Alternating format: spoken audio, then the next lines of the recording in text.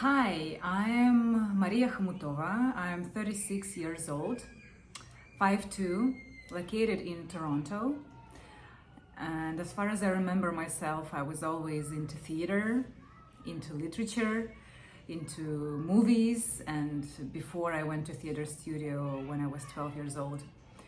I was into pop music, I love dancing. I didn't sing, but I pretend that I was singing and dancing as a Spice Girl, and I had no doubt that I want to act. I had no doubt that I want to enter theater university, even if I didn't do it for the first time. I entered Kyiv National University when I was 20 years old, and it's like quite adult age already. I was not after school, so I was pretty sure what I want from the profession and what I want to achieve. My long-term goal now is to have the role. Maybe it's not a leading role, but of course I dream about the leading role in the feature film. Of course I do. But even if it's a supporting role, I dream about the path that the character should have, about the long way of development of the character. I can be both funny and very sad. I'm not going to show it right now, but believe me, so this ability to be tragic comedy, I think that's about me. I can also be very pretty and very ugly at the same time. I can be very young and very old. I can look very different. I would say tragic comedy. I would say dancing and writing. I studied for 4 years. It was a MA degree, but after graduation I understood that I have a lack of knowledge how to act for film, because my university was a theater university. So I had to participate in many workshops afterwards in Warsaw, in Berlin, mostly Europe, because workshops like of high quality coaches and casting directors were held in Europe, not in Ukraine. I'm searching for film and TV show representation and probably commercials too. Canada, I didn't have any representation still, because when I moved in 2020 here, I lived in Edmonton and I gave birth there to my son Ivan. 2021 was just a year of being a mom. I worked as a mom. In 2022, the war happened in Ukraine, so we wrote a play with my husband about our love story, but at the same time it's a story of our marriage that has been affected by the war in Ukraine. But now in 2023, when this national tour comes to an end, slowly, we're still on tour, but yeah, we're getting there. I'm thinking to be involved into film industry more.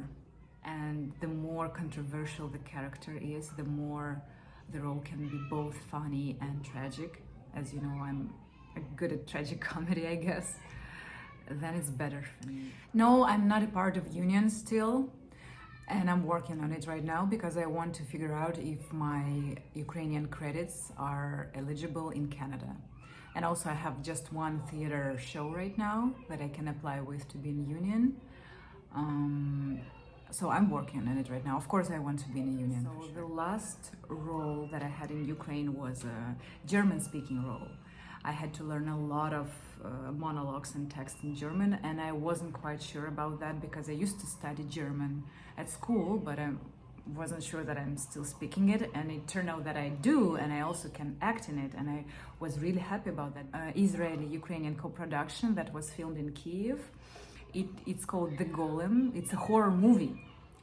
And I also never expected that I will perform in a horror movie with like lots of blood and cranberry juice on myself, and like that I have to run from Golem. Of course, there's no Golem there, right? And it was just magnificent how they created all this stuff, and how, yeah, it turned out in the end, how beautiful it looks in the end, because I always thought that horror films are like cranky, dirty, shitty films that try to scare you, but they can be very beautiful, and I'm very happy that I participated in a beautiful horror movie, The Golem.